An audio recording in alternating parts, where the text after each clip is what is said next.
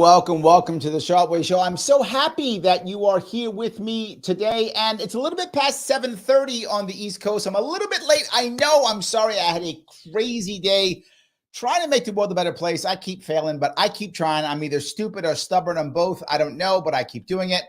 I have with me this evening someone who is really interesting, talking about the idea of the CBDC, the Central Bank Digital Currency, that so many people are talking about, chatting about, upset about. This man is an entrepreneur and an activist. He is the man himself, Aaron Day. How are you, sir? I'm well. How are you? I'm doing great. If you want to follow what Aaron's doing, you can check him out. All the details I put on the show description in both Facebook and YouTube, or just follow him on Twitter at Aaron R. Day. So you, my friend, are against the CBDC. Is that correct? I'm against. Yeah, to me, it's the single biggest threat to human liberty. So I've actually dropped everything that I'm doing to specifically focus on educating people about this and empowering them to do something about it directly. So yeah, to me, it's enemy number one. Wow, that is broad. But I feel like you're not a government fan in general, though. No, I'm not a government fan in general. I've been a pro-liberty person actually since high school, but I'm actually a serial entrepreneur. Started my first company in the mid '90s, and sold my first company, and then started a healthcare company, which was destroyed by Obamacare, Dodd-Frank, and the Attorney General, Eric Holder. Wait a minute. Those things were all very helpful. That's what Obama told us. Obama told us that these things were helping us out. How can that be true? Come on now. Well, it absolutely wasn't. I mean, in my case, I had a very simple business model, which was we helped corporations lower their healthcare costs by providing financial incentives for employees to lose and maintain a healthy weight. It was literally that simple. And it turns out it works. Believe it or not, financial incentives, rewarding people for outcomes, offering them choice, and making the program voluntary. Believe that was the cornerstone of what the program was all about. But imagine that. Yep. And it worked. And companies were saving money. We had companies that were reducing their healthcare costs by as much as anywhere from 5 to 10%. They were seeing a 5 to 10x return on the program. And Obamacare came in and basically participation trophied our business model. So in other words, our incentives were around results. We were paying people for measured results. And they said, no, you can't do that anymore. They made that against the law. They made it so you could only reward people for trying to lose weight. You can't reward them for actually losing weight, and within certain guidelines. And then there's all these caveats, but basically it made our program ineffective. And got it. Okay, and so, that sounds like government. That sounds like right in line. That's on brand. Okay, that's on brand. Yes. Okay. So, but was it just Obamacare that did this?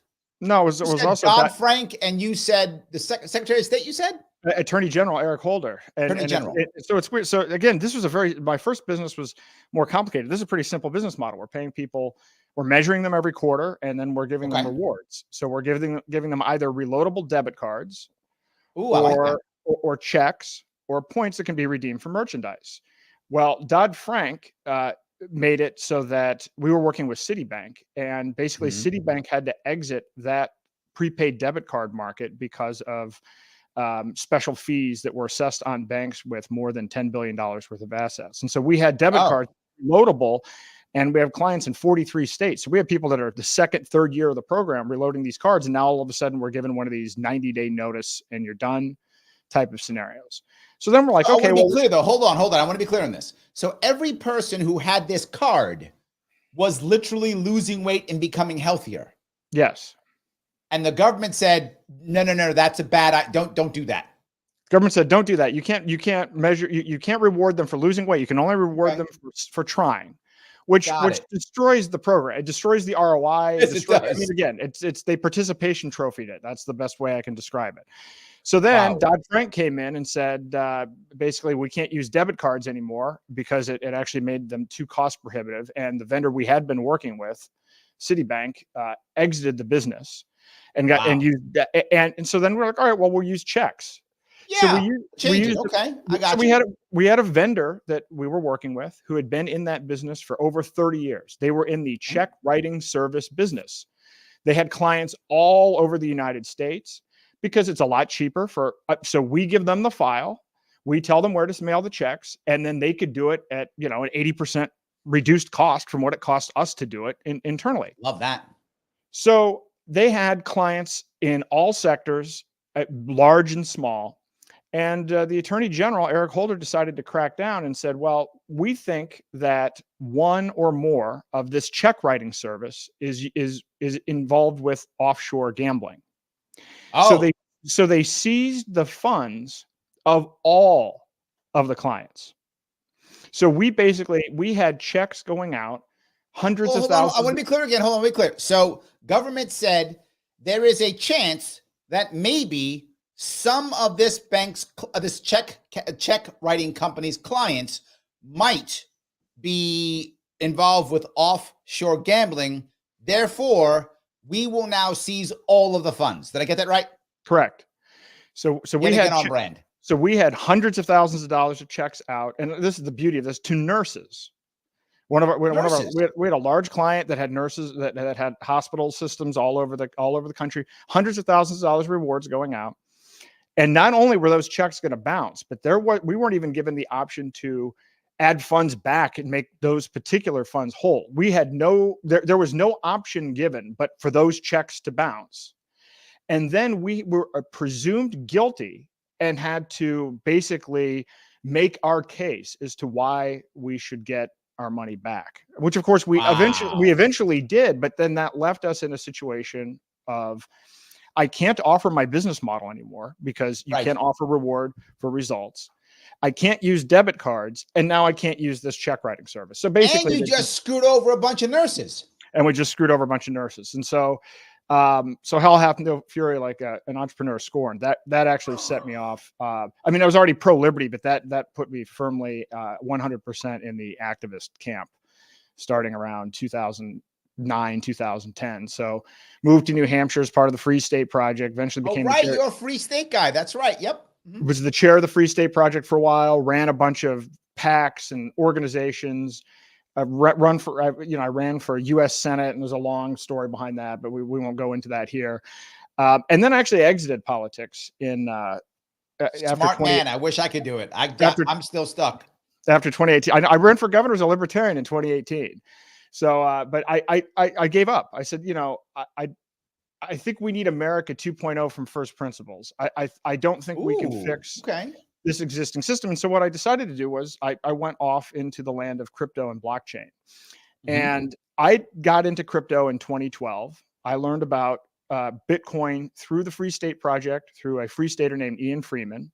Sure. And in 2019, I exited fiat completely. So I exited banks and moved 100% into crypto, gold, and silver. So I've been living off of crypto, using crypto.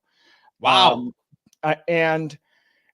And I was looking at different business models and ways that you could take the technology behind Bitcoin. I mean, Bitcoin basically offers the ability to separate money and state.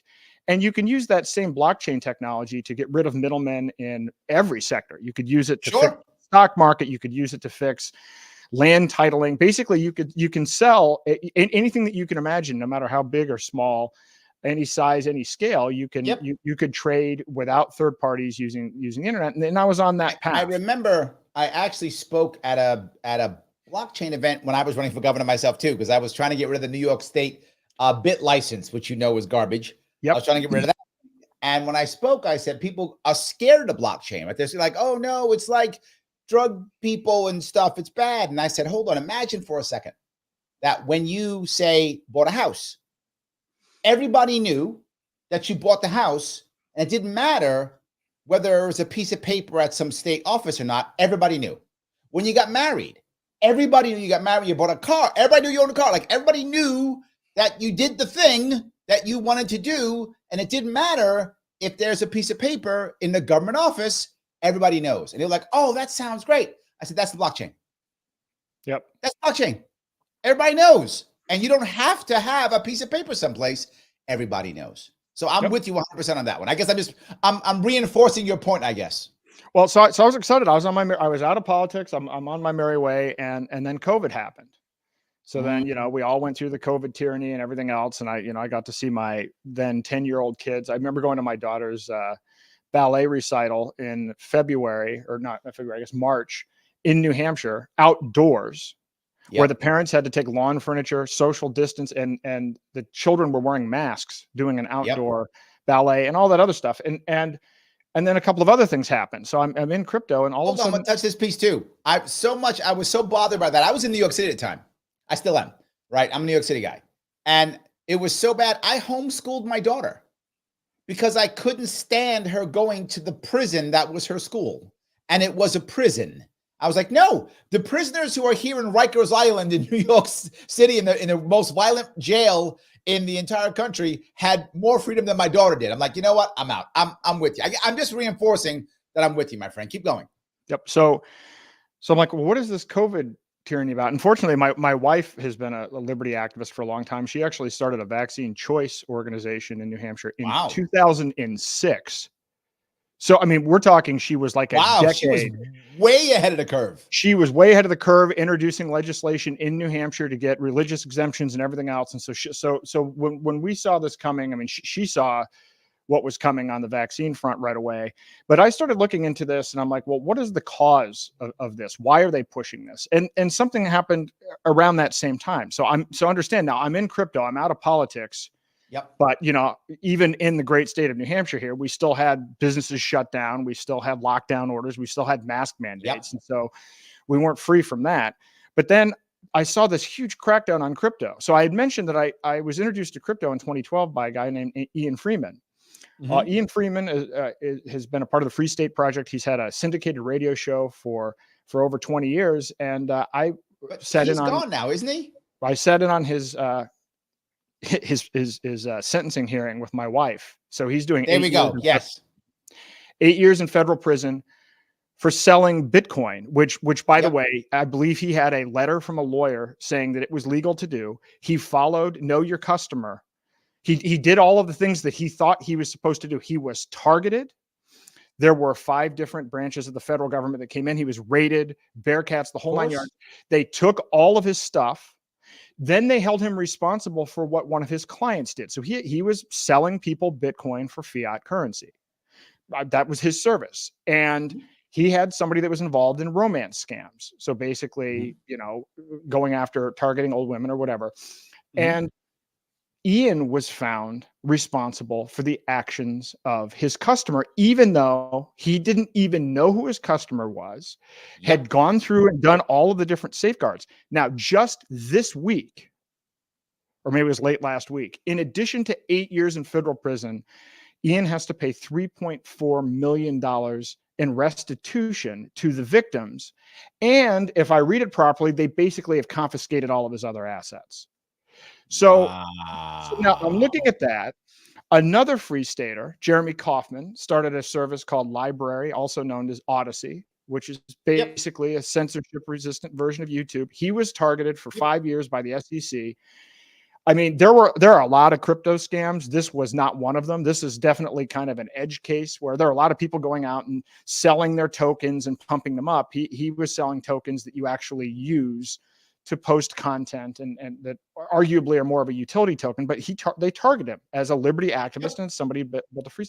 So I started looking into this. All right, COVID tyranny, crackdown on crypto. What's all this about? And what I learned is, there truly is a coordinated plan to implement a one world government. And at the end of this, it's the opposite of what. No, that went far. We went from Kaufman to one world government. That was a leap right there. It was a leap, and by the way, I was surprised by this. So I'm like, okay, but you look at the UN 17 Sustainable Development Goals, and I actually went through and I looked at those, and they want to regulate everything. Okay, hold on. Before you go there, I want to talk to my audience real fast before you go there, because I know you're going to walk down a road. I want you to walk down, but let me get my audience set, guys. If you like what you're hearing, and if you want to hear the rest, and I know you do, then do me a favor, click that like button. I bug you all the time for clicking the like button. And why would I do that? Because YouTube is going to screw me with Al Gore rhythm. You know they're going to screw me over with that. So click that like button to make sure that I can get around those things. If you like me, then subscribe. It does matter. If you're watching on Twitter, then retweet this right now. It does matter. If you want to super chat me, you can. That supports the show. That's awesome if you're watching me on YouTube. Also, if you're watching me on YouTube, you can become a member if you like. Click the join button, $49 per month. Sorry, it's not crypto, but still, it is still joining per month if you want to. You can help me out to move this show forward. But no matter what you decide to do me one solid favor. Aaron's been so good to us, coming here, bringing us all this information, all these great stories. Follow him on Twitter and all the other things he's doing. He's at the Brownstone Institute. All his information is on Facebook and YouTube in the show description. Check him out. Follow him at Aaron R. Day on Twitter. All right, sorry about that, Aaron. Just want to make sure I was talking to my my audience. Okay, so let's move, if I could, from before we go to world government. I want to stay on the CBDC specifically, if I could, for a second. You have said it is the greatest threat, and the thing that I remember you mentioning once, which I didn't get until you said it, and that was the idea that if you have a CBDC, you don't actually own your money. Go down that road for me. Well, the whole point behind central bank digital currencies is it's a digital form of money that is centrally controlled by the government and central banks, that can be programmed, can be monitored, and can be censored. And but so, don't I own it though? But isn't it mine?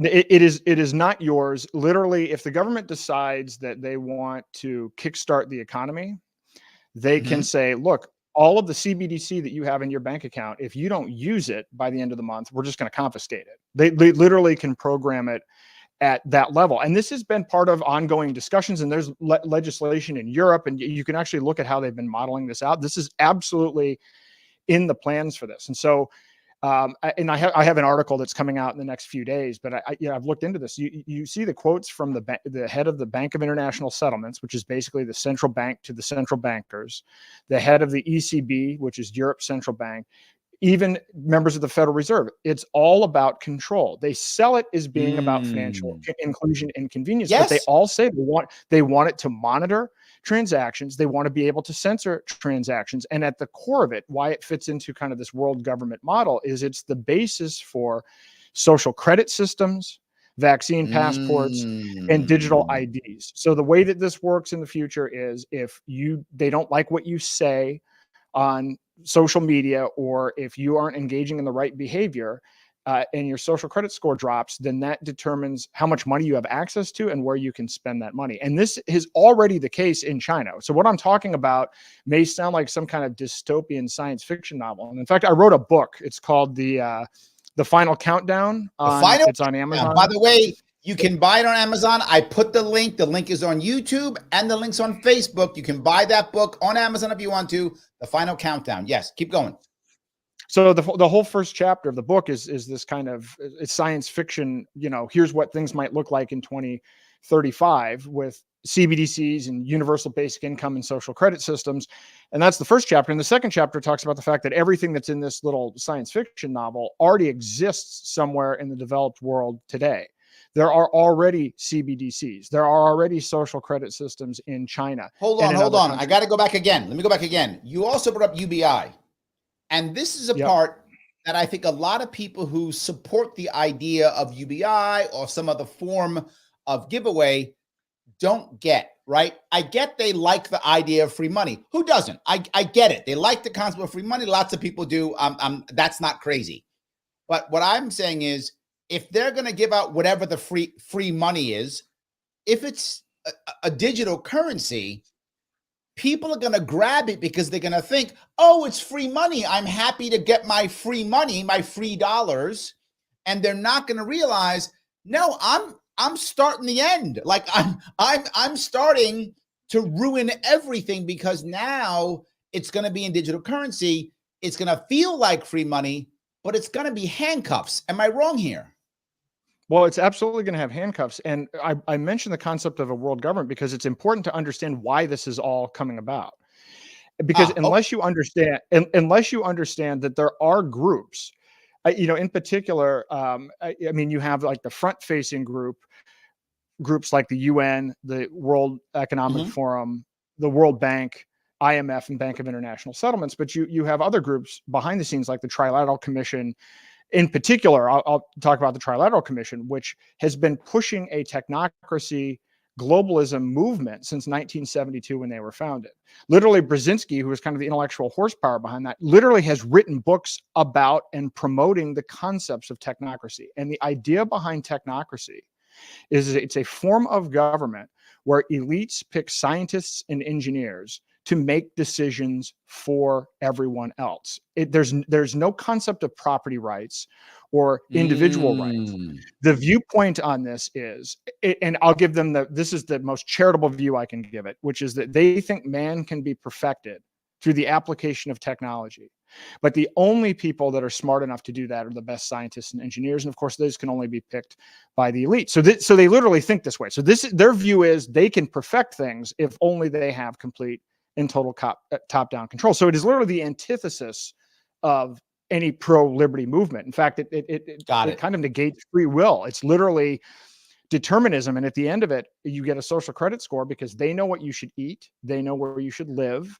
They know how you should address people. They know what the education should be like. They want to regulate the land, the air, and the sea. I mean, this is literally what the 17 Sustainable Development Goals are for the UN. I took those and turned them into what a social credit system would look like.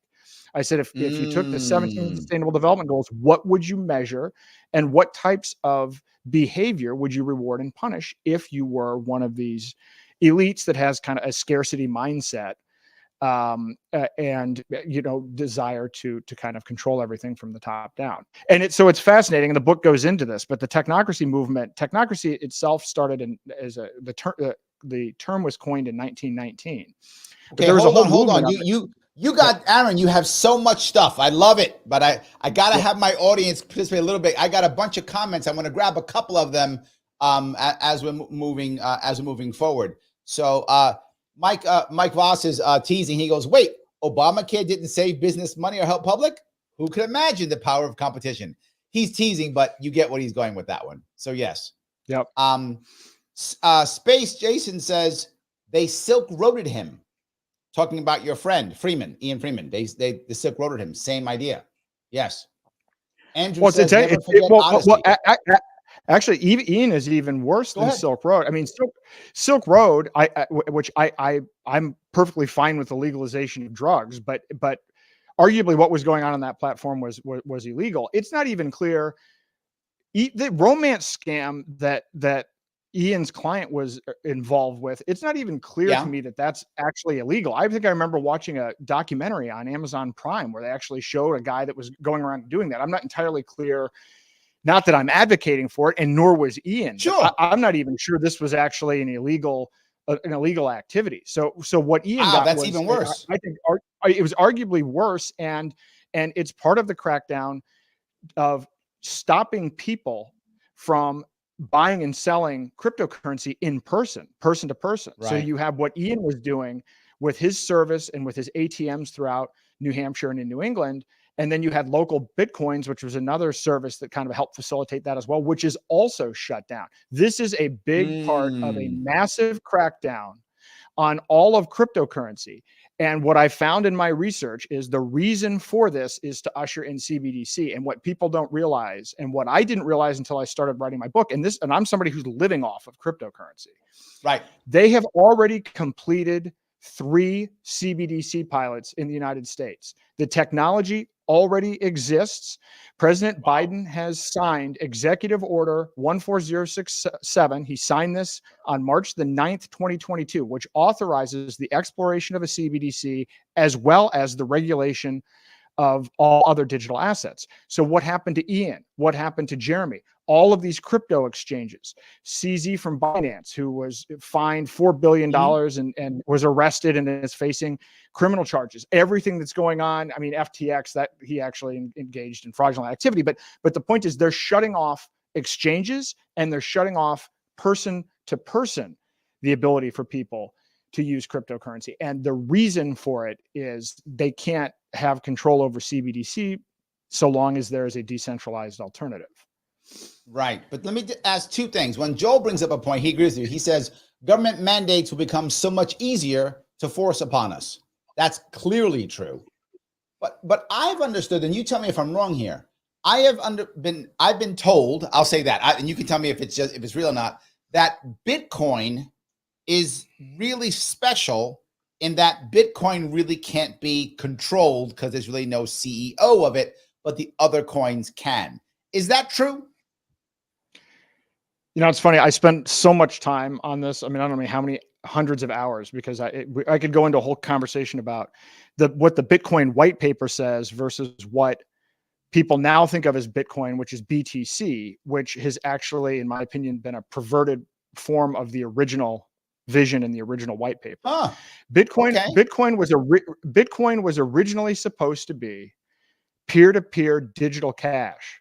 It was supposed to be a replacement for money. It was supposed to be money for the world that people could use for day-to-day transactions. In 2017, there was a technological change. There was kind of I would call it a coup. And some different people came in and said, rather than increasing the size of the blocks and basically how many transactions can handle the main Bitcoin, we're going to keep that small, and then we're going to develop all of these other proprietary things, which it turns out have ties to the MIT Multimedia Lab and potential funding from Jeffrey Epstein. They took digital cash and turned it into digital gold. And so now we're sitting here today where people are buying $10 billion worth of Bitcoin has been bought through ETFs. So now something that was supposed to be digital cash is something that people are buying a percentage of ownership in a ETF run by BlackRock. You don't have any control over that Bitcoin. You can't redeem your ETF shares for Bitcoin. If you sell the ETF, you will get paid in cash. And I will tell you this, my personal opinion is they finally passed the green light on that because it will make it easy to confiscate Bitcoin. If more and more people are buying Bitcoin through ETFs, just like when FDR confiscated gold in the 1930s, when FDR confiscated gold, he only confiscated 75% of the gold. If you had your gold in a vault, if you had your gold in a safety deposit box, they just went and took it.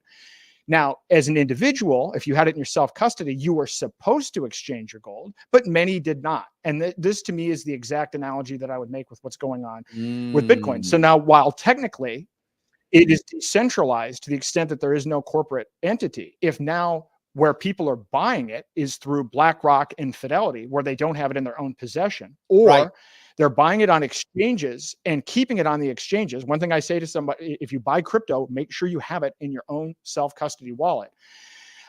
Because what I think, now you got me scared because my Bitcoin is on an exchange. Now I'm scared. Now I got to get it off. I would get your Bitcoin. I onboarded 1,000 people to crypto. In fact, part of what I'm doing with the book is I'm now doing 4-hour workshops across the country where people walk out of the workshop with an understanding of CBDCs, but they will actually walk out with physical gold, physical silver, and cryptocurrency in a self-custody wallet, because I want to make sure people are empowered with these alternatives. But every exchange has failed. Mt. Gox was the original one. But Mt. Gox, Bittrex, all of these exchanges fail, and there are multiple points of failure. There's regulatory risk, there's technology risk, there's risk of fraud, and so there's really no reason to keep it on the exchange at all. And now with all of the additional government reporting, again, it's going to make it that much easier to seize. So I am always a big fan of self-custody. But the next step on this, so when you say, well, okay, Bitcoin's a little bit different. I just saw today that they're looking at they're asking Bitcoin miners now to fill out paperwork regarding, carbon output. So they can go and target. So they can target crypto from the standpoint of targeting miners and trying to ban or tax and regulate mining. And I believe that the next step that we're going to see is banning self-custody cryptocurrency wallets. So to me, we're in a big rush right now because they want CBDC. The government, as it turns out, believe it or not, Congress, with their power of the purse, does not want to give up monopoly control over money. I talk to people all the time. It's amazing. I ran for president of the United States. I got out of politics when I was so alarmed by this that I'm like, I wrote this book. And I'm like, to elevate this issue, I'm going to run for president as a Republican to try to get on the debate stage to alert people about this. This is the only reason why. I mean, obviously I knew I wasn't, I haven't killed anybody, and I don't have I don't have the necessary qualifications to be president. I haven't committed fraud or any of these other things, but you're probably a decent human being. You can't, it's not good. You can't get it. No, there's no choice. But I contacted 3,000 press. I sent out multiple press releases, and I've done political activism before. Nobody in the mainstream media wanted to touch this, primarily because my big push has been, if you want to stop World War III, if you want to halt CBDC and you want to end the Fed, it's basically a bank run where people take their money out of the bank, convert it to self-custody crypto, gold, and silver, and use those alternative assets in a parallel economy. That would solve it. Right. Like, there's no voting out of it, but this is a vote with your feet. And that has been my message. Right. But we are in a race against time, because literally while I was finishing up my book, Ian was sentenced. Or no, actually Ian was sentenced, had his sentencing hearing slightly after, because he read my book. He actually wrote a review of the book. And Jeremy, all of this happened just while I was writing this book and campaigning. So this crackdown is comprehensive. And now what's going on with Bitcoin, to me, is a travesty, because I think what they're doing is they're setting this up so that they can make it easier to confiscate Bitcoin through these ETFs. Got it. I think that makes a lot of sense to me, actually. Let me talk to my audience for a second, if we could. Guys, again, if you like what you're hearing, click that like button. I know I'm bugging you, but you know that what we're talking about now, they don't want us to hear. They're going to mess with our Al Gore rhythm. So let's do our best to click that like button if you can. I appreciate it tremendously. You can always subscribe to my YouTube page if you're watching on YouTube, and click the bell if you could. If you're also watching on YouTube, you can super chat me or become a member if you want to for $4.99. You can do that by clicking join. If you're watching on Twitter, though, you know what? Retweet it right now. Just retweet it right now. You can. It's all good. Retweeting does matter, but no matter what, you have to hit the like button. And please do one last thing for me. Follow Aaron. Follow him on Twitter at Aaron R. Day. You can check out also his book. The link to his book in Amazon is right there in the show description. Do that too if you would. It will help tremendously. Let me grab a couple, if I could, of more comments. Lil J says, I like free money, just not coming from the government. Yes, I guess if someone gives you free money, that's good, I guess. That's good. Joel says, the master race is coming. I like that.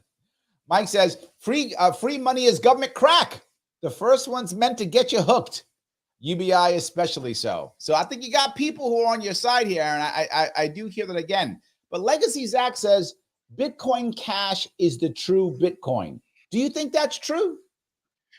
So I've lived off of crypto, as I said, since 2019, and I use in my book I lay out which cryptos I think serve. It's because this is not an investment book. This is which cryptos can you use as a replacement for money, and Bitcoin Cash is the number one is the number one that I've actually used personally. It's the most accessible. It's the one that it has low fees, and you can actually use it in more places than others. But there's Bitcoin SV, there's Litecoin, there's Ravencoin, and then there are a couple of privacy coins, Monero and Zcash. But the thing is, right now there's a huge lawsuit going on, which is Copa versus Craig Wright, and I'm not going to go into the details of that, but it's a big lawsuit, and the outcome of it could be pretty huge, because Craig Wright claims to be Satoshi, and if he's found to be Satoshi, then he's making intellectual property claims. Craig Wright. Oh, Craig I remember that. That's right. Yeah. Okay, I remember that now. Yeah. So I've been following this. The trial's been going on now. They finished up day 8 today. I've been following this every day. It's absolutely fascinating. The whole story is fascinating, but there are legal implications for all of it. Because Craig is also suing the Bitcoin developers. He's suing people involved with Bitcoin Cash. And so depending upon if he's determined to be Satoshi, there are implications for all of this. And so so of course I'm going around saying, hey, you should get into crypto, gold, and silver. And then when people ask, well, which one? Well, unfortunately, I do have to sit down and walk through what all the risks are, because it's not a slam dunk. It's not easy. There are all kinds of technical and legal factors, but Bitcoin Cash, to your audience member, is what I found to be the most useful so far. There we go. Michael says, I have a feeling that is it DIIA app? I actually don't know what that is. Rolled out in Ukraine is going to factor into forcing of the CBDC in the US. Do you know what the DIIA app is? Well, I know Ukraine is big on pushing this stuff, but I haven't looked into it much in terms of what the association would be with that in the U.S. But other than to Michael, you say just that made some stuff up to try to. You made us look bad, Michael. You just made some stuff up. You're lying. That's not a real thing. I'm kidding. It might be. I have no idea. I'm just teasing. Well, it might not. Go ahead, I don't man. know if that name I'm not familiar with, but I do know Ukraine is big on digital records and all of that other stuff. So I don't know if there's necessarily a tie there, but what I want to say to people is, independent of this, they have done 3 pilots. The first CBDC pilot was done from 2020 to 2022 between the MIT Multimedia Lab and the Federal Reserve Bank of New York. And this system can do 1.7 million transactions per second. Let me put this in context. Wow. The current US financial system, the traditional financial system, can do 50 to 100,000 transactions per second. This CBDC can do 1.7 million transactions per second. And Bitcoin can do 7, right? So there's and I go into this in the book. So like if everybody did a mad rush to exit fiat tomorrow, we would need to use multiple cryptocurrencies because there isn't one that has the capacity to handle all of the transactions as an alternative, but they could get there. And that's one of the things that I'm talking to people within the crypto community about. How do we accelerate those plans? Because I will tell you, this is frightening. Not only have those pilots been done, I spoke to, when I was, I went to 20 states, when I was running for president, spoke at a bunch of events. Ted Cruz tried to put in place an anti-CBDC bill. It was absolutely killed in the Senate. He said, he said he doesn't understand the technology that well. And he's the most technologically sophisticated in the Senate, which means we're all in trouble. But he also said the way that it's looking right now, there's a real chance that Elizabeth Warren will be the next chair of the Finance Committee. And the bill that he put in place was actually to prevent the Federal Reserve from implementing a CBDC without congressional approval. That was what he's concerned about. He's actually concerned about them acting unilaterally, and there is reason to believe that. And so this is why I say I think there's a real shot that they're going to have CBDCs implemented before the election. So to a certain degree, what I'm advocating is for people to exit the dollar and start using these alternatives now. Don't wait or hope for politicians, because we already know where Biden is on this. And realistically, Congress is going to be 80 to 90% the same as it is right now, based on historical precedent. So there's not really a huge path. And my personal belief, and you're already seeing this start to happen right now. You can see, I tweet about this every day, but it's like, there was that shooting at the Joel Osteen's church in Texas. Yep.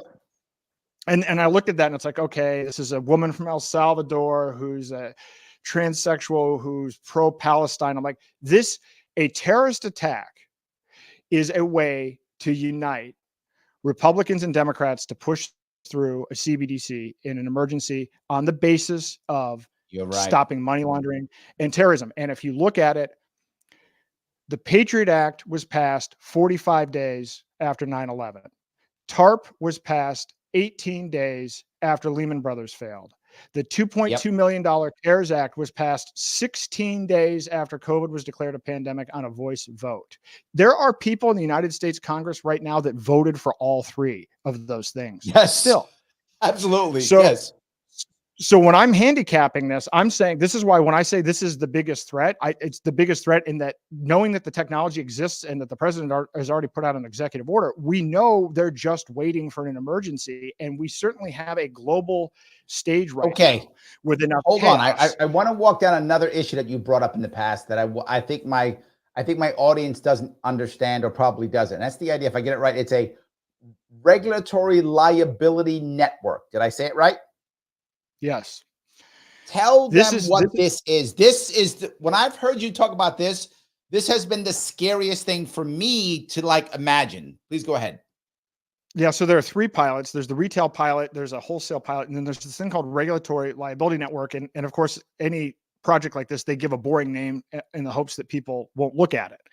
And in fact, I got to tell you, it took me several times to read the white paper. The idea behind this is basically one database to monitor all transactions, all CBDCs and all other digital assets on basically in one database that can be monitored and tracked by multiple third parties.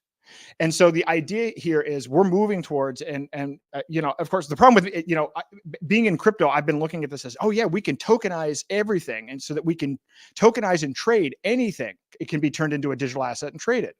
And if you do that without third parties, this is as close an expression of capitalism and free markets as we've ever had in human history. Sure. The flip to that is regulated liability network, where everything is tokenized, but tracked in a database that multiple people can censor and program. So now imagine this. Now imagine you buy an Apple computer, which in the future you'll only be able to buy with CBDC.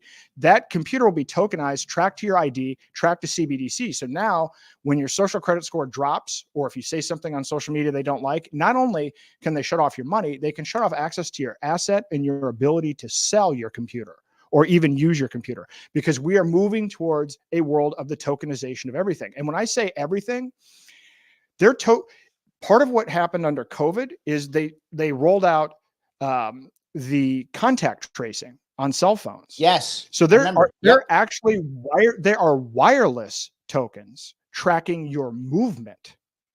So your movement is tokenized and can be tracked on a database along with all of these other things, and then viewed and managed by multiple central third parties. So to me, this is literally they could say something like, you did something bad, Larry, so you can't go to the movies. And if I go to the movies, it gets up, Larry went to the movies, the cops come arrest me because I can't go to the movies because I did the bad thing. Literally, that could happen. That could happen. And I thought I saw somewhere, it was either in San Francisco or somewhere in California, where they were proposing this idea that if you go 10 miles per hour over the speed limit, your car automatically shuts off. This is kind of somebody actually proposed a piece of legislation like that. But if your car was tokenized, on the blockchain, then they could remotely deactivate your car. So if you say, if Larry said something that they don't like, they can shut off access to your own vehicle. This is the granularity that we're talking about. And when you look at where China is right now, China has a sophisticated social credit system already in place. They do it on a province by province basis, but they have facial recognition technology. They have surveillance technology where they're tracking, in some cases, whether somebody's cheating on a video game, or if somebody isn't spending enough time with their elderly parents, their social credit score is diminished. There are 23 million people in China today that are blacklisted based on their social credit score. And what it means to be blacklisted means you have less access to healthcare, transportation options, housing options. And so this is a reality today for 23 million people. And of course, as you would expect a totalitarian government to do, they penalize the most severely anyone who speaks out against the government or commits what they perceive to be financial crimes against the government. And I think, to me, the scariest words in the English language are that would never happen in America, because I think at this point, China is not this distant, ideologically out there place. We have the same surveillance. I got to say something here. And I got a couple things I got to bring up. The first thing I got to bring up is, I used to think that way, like, oh, it's America. Really? I kind of thought I had that still in me, right? I'm a veteran, a Marine, pro-America. I still thought that. But what completely pulled it out of my mind was what happened in New York City during the lockdowns. When the lockdowns happened, New York City, if you go back 20 years, 30 years, we were a city of a bunch of we were rebels. This is where punk came out, right? It's where rap came out. I mean, we were just the rebels. We didn't like this system. We were like, no, to hell with you, system. We're New Yorkers. We're tough. We're hard. But when that happened, we were lambs to the slaughter. We were quiet. We said nothing. Not only did we accept the lockdowns, we encouraged them. We were part of it. I remember, and this drove me crazy. Where I live in Queens, in Astoria, we have a large park where I live. I saw a woman, she's probably in her early 20s, to your point, running outside, thin, a runner with a mask on by herself. And at that point, I thought, okay, we're done. Like that's it. That right there is the symbol. She's outside, alone, in her 20s, in great shape, running with a mask on. I was like, that's it. It's over. So I'm with you. I would have never thought, if I've been in the cities. I was born in the city. If it was the 70s or 80s, I would have been with you. I'd be like, there's no way. Now I'm like, no, you're right. It'll happen. I'm totally with you. Yeah, it'll happen. And again, it's on a fast track now. So once you look at the surveillance infrastructure that was put in place with COVID, again, the contact tracing and all this other stuff, this was just COVID was just a test run. COVID put in place a whole new set of Mm, infrastructure. What they can do next is going to be larger in scope and easier to roll out, because I don't get the sense that we've necessarily learned our lesson. And interestingly, even on like the pandemic front, you still have the WHO putting together pandemic treaties and alliances and working on global vaccine passports. So yep. despite all of what we now know, that hasn't changed policy from the Right. perspective of what these global organizations are doing. And Biden has actually said, well, we're going to participate in those things. And so literally no lessons have been learned. Nobody's been fired. Who's been fired? Who in public health was fired? And regardless of Nobody. what people's stance, regardless of what people's stance on the issue, public health was responsible for creating the virus, creating the vaccine, and then creating all of the other responses from a public health perspective. So, Yes. so the death count from this is in the millions, and no one was fired. So now let me go to that next step, which I think you were talking about earlier.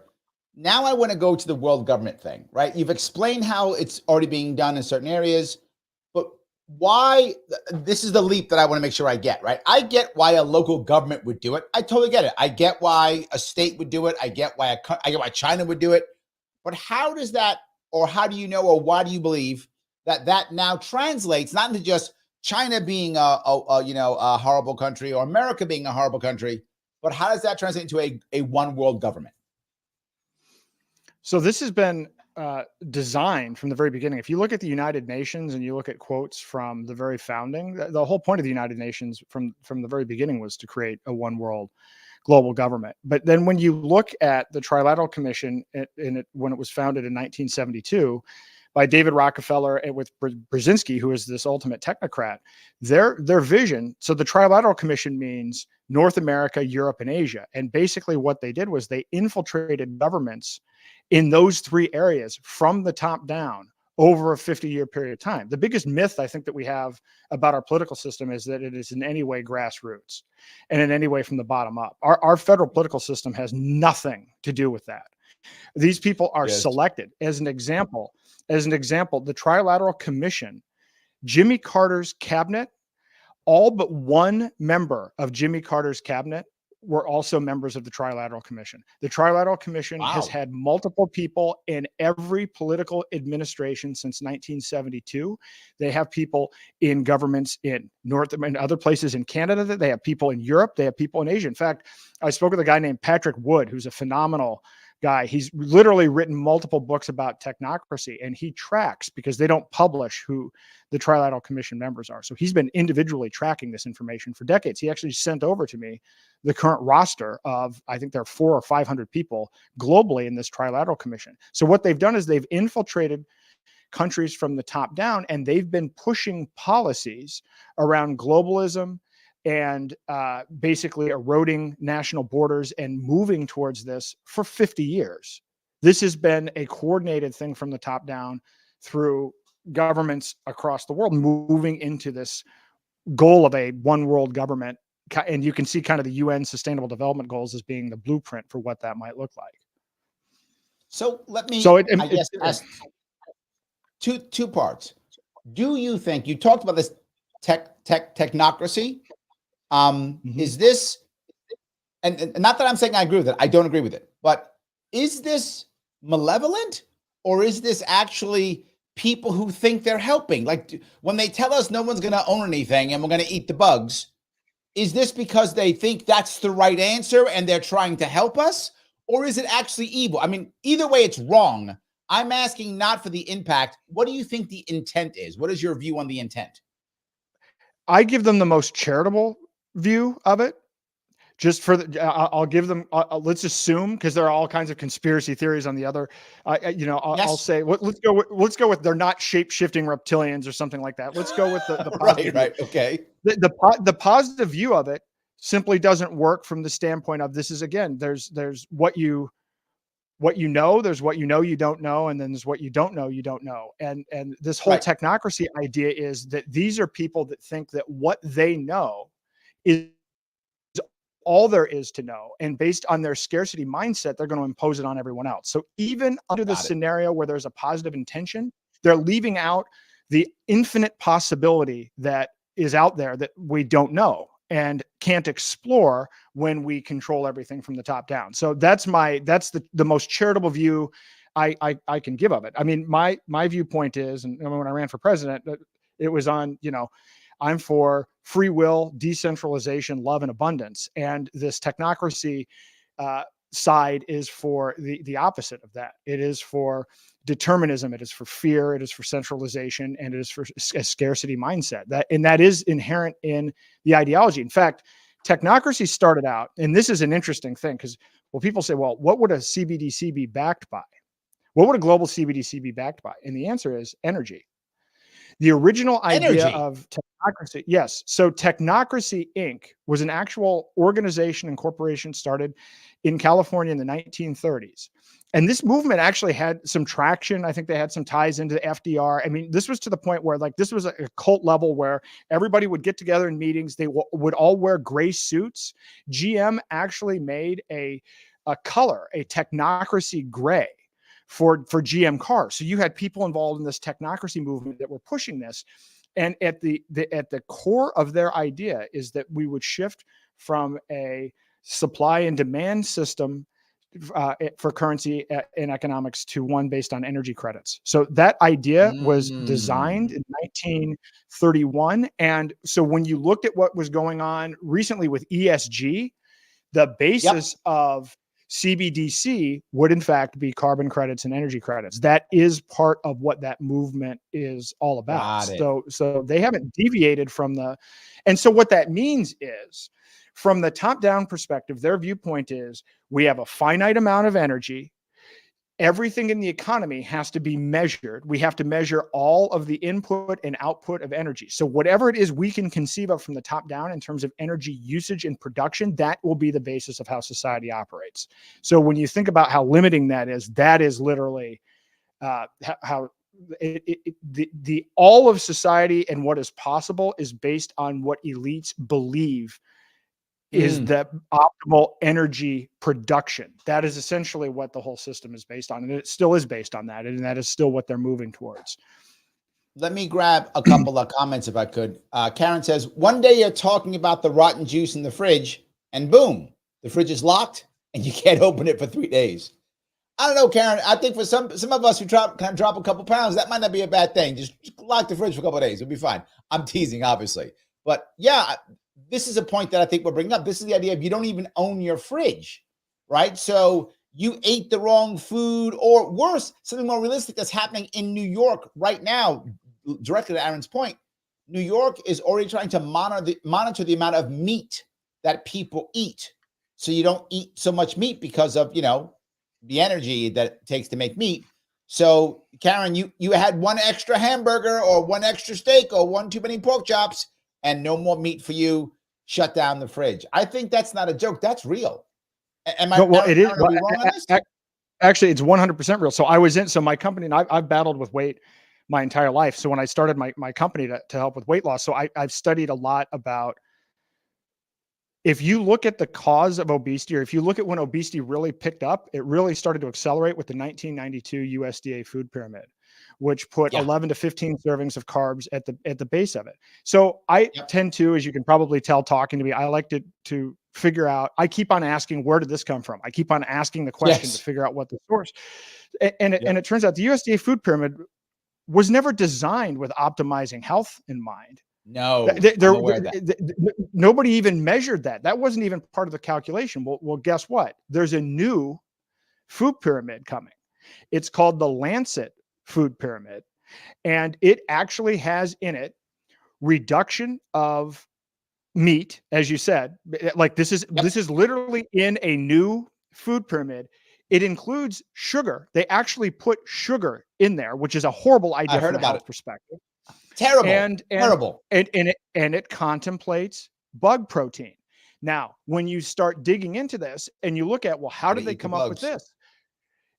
So their conception of this food pyramid is not how do we optimize the health of individual human beings? They're Yeah. starting out Agreed. with a quote holistic view. So what's that holistic view? The 17 sustainable development goals.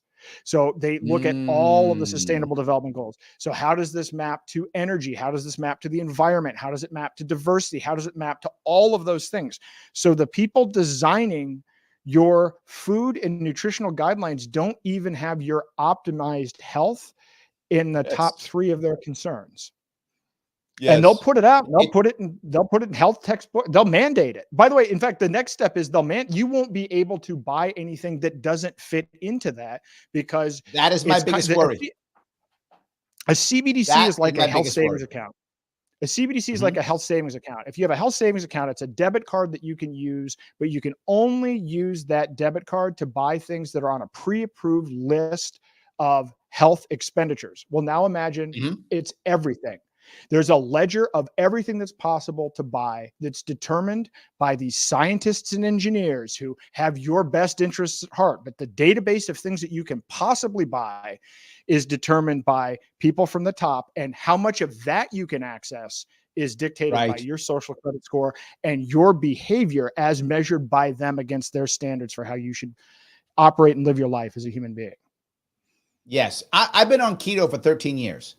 So if they start cutting meat, I'm in trouble. I'm in trouble. Yeah.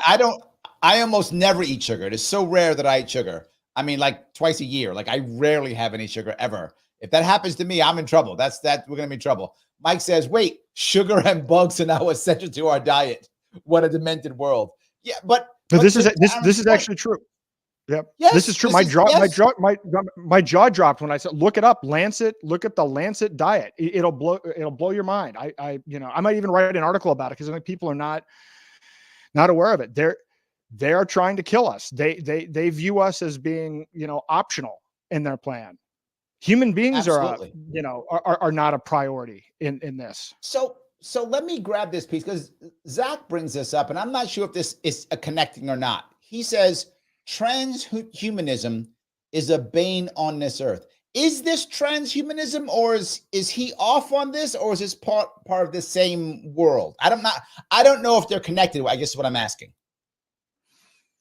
I think that they are. And this same guy, Patrick Wood, that I was talking about Mhm. technocracy, he's actually written a book recently. His newest book is Technocracy and Transhumanism. And it's actually about Oh, the okay. intersection of these things. And so,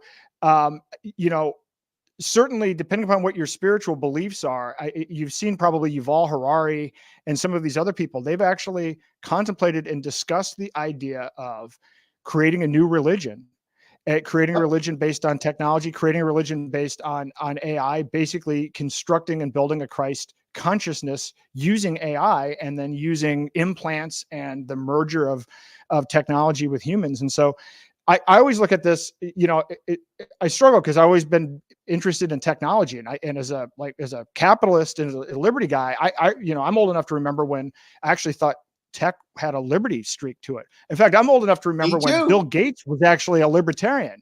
I remember Yep. he was actually kind of like and boy, that I think Bill Gates's, villain arc He's not is there probably anymore. That's for sure. He's not there. no, he's not there anymore. And so while transhumanism could be a good thing, it's not, based on the people that are pushing it and Mm, what their agenda is. And to the extent that all of this is driven from the top down, it's a horrible thing. And this tech is driven from the top down. I've been using AI a lot, just playing around with it, just as it was released, and it has already gone more woke. Search engines back in the mid 90s to late 90s were wide open. They didn't have censorship. yeah. They didn't have all of these screens. You could search for, not that there was a lot on the web at that point, but you weren't going to have, information filtered out. And in fact, it took 10 years until, Google came in and displaced some of the early players. And even in the early stages, Google was actually a legit search engine. So it took over a decade for search engines to go from being something that opened people up to information to then providing this filter. AI, Right.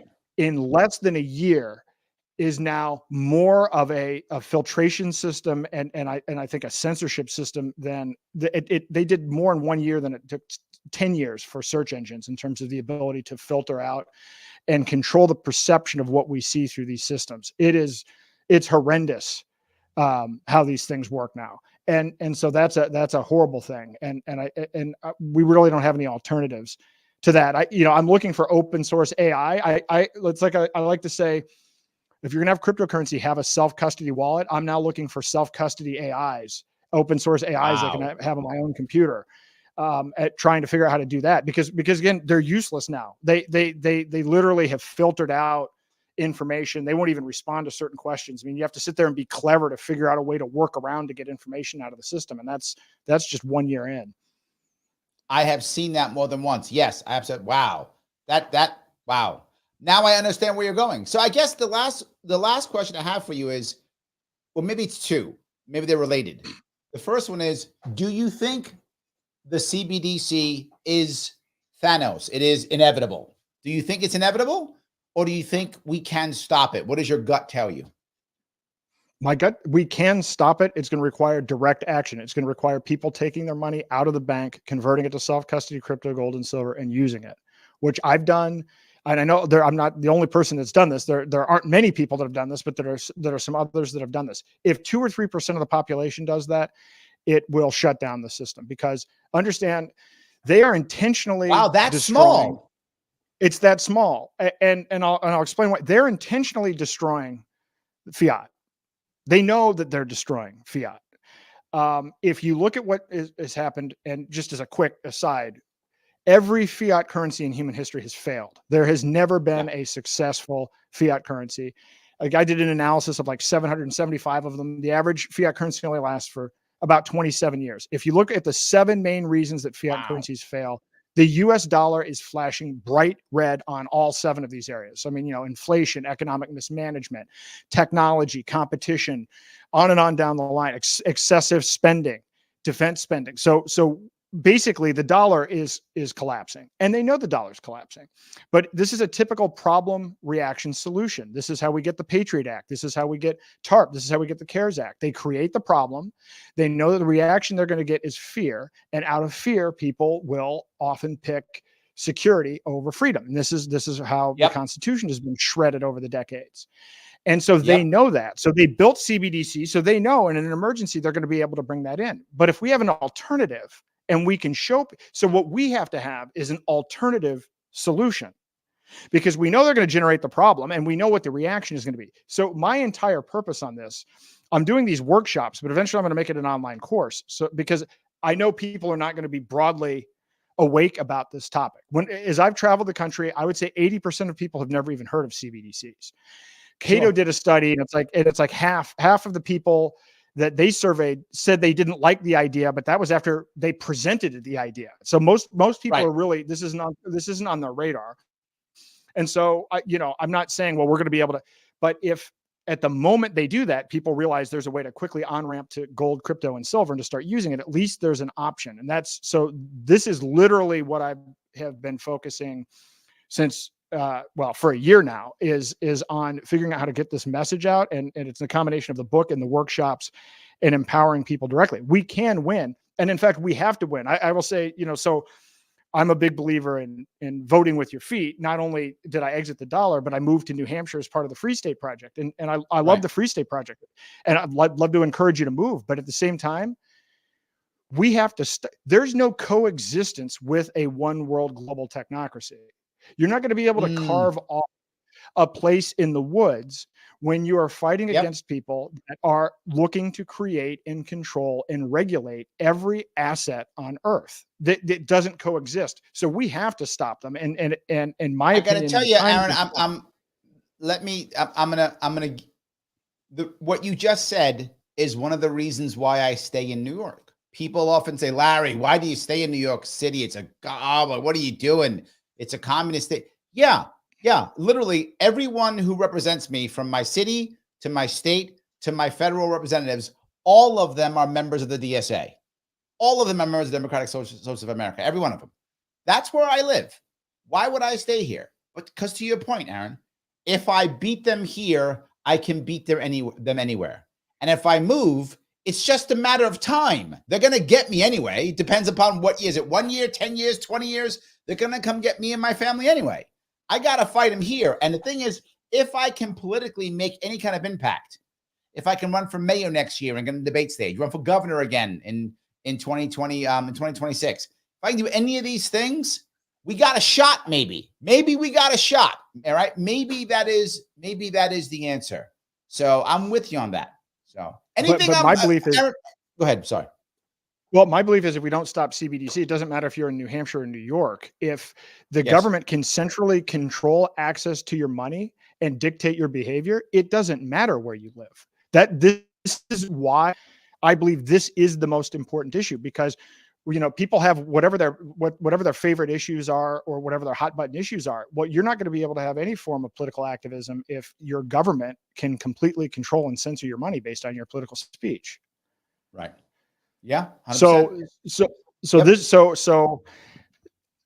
So I can't stress the urgency enough. I want to get this word out, but more than just getting the word out and scaring people. I've had people, when I give my talk, it's like they're in tears, which is part of why I decided to make it a workshop, because again, I want people to walk away saying, no, you don't have to just sit there and be resigned to the fact that there are these people doing this bad thing. We can change the outcome, but we're not going to change the outcome in the election. Again, I talked to the people the votes are not there. If they try to implement a CBDC before the election, there is no way to stop it. The votes are not there. You're not going to call your congressman. It's not going to work because they're going to bring it in under a fearful thing. I talked to Vivek. He read my book. I had multiple conversations with him about him. He convinced Trump to adopt an anti-CBDC stance. Do I believe Trump? No. Right. I mean, am I going to rest assured? Like he didn't follow through on anything else. Why would he follow through on this? I mean, with him, he just says, well, I cut the best deal I could cut. I'm the best deal maker ever. And then everybody gives him a pass for actually violating what he said he was going to do because he uses this. I cut a great deal. So I'm not resting at all. We even though RFK and all the libertarian candidates, Mike Tiermont has signed my anti-CBDC pledge. And others, all the libertarians are great on this issue, but I'm genuinely concerned about, do we even get to the 2024 election? That's how fast this is. And that's the part of this that was alarming to me about how far they are, because you probably weren't aware of that. When I said to you, they did a 2-year pilot and they can do 1.7 million transactions per second. Was that ever on your radar? No, I did not know that. Because the chair of the Federal Reserve, Jerome Powell, will go on TV and say, well, we haven't even decided if we want to investigate something like this. Meanwhile, they've done 3 pilots and the technology is sitting there. And they did this thing FedNow last year, where they built an infrastructure for real-time payment between banks. So they basically rolled out an infrastructure in July of last year called FedNow. Wow. And that is the technology on top of which they can just roll out a CBDC. So this is something that could be done in a week because they've been planning and testing. And meanwhile, nobody knows anything about it. So, so can we win? Yeah, well, we can win, but and I appreciate you having me on, because I'm trying to get in front of as many people as possible. And you can imagine there are a lot of people that don't for people to talk about your workshop. Should they be following you on Twitter? What should they be doing? You can follow me on Twitter. My website, I have a website, which is day2024.com. It was my political campaign site. I'm no longer running, but it does have information about the workshop. You can link to my book. It has some of the other interviews that I've done as well. So day2024.com is another way. But I'm mostly on Twitter because I've been shadow banned everywhere else. So that's pretty much the place at this point. There we go. That's the place to go to see what's going on. Day2024.com. Anything else I should be talking about before we wrap this up? No. I mean, other than to stress the urgency, I mean, I urge people to look at this now, because this is not, again, this isn't in the future. This is now. And that's the alarming part. So here is what I want to ask my audience, guys. Please click that like button. It does matter. Before you take off, click that like button. Please do so. But one more thing I'm going to ask my audience before I let you guys go. Once this is over and this show is done and live is over, come back on right afterwards and put a comment right afterwards. The algorithms love that. So once the show's over, come on back on Facebook or come on back on YouTube or come on back on Twitter and put a comment. The algorithms love that. So please do that if you would. I would appreciate it. Everyone, thank you so much for watching. Aaron, thank you so much for coming on. I really appreciate it. Thank you for having me. All right, guys, thank you so much. I will see you all very soon.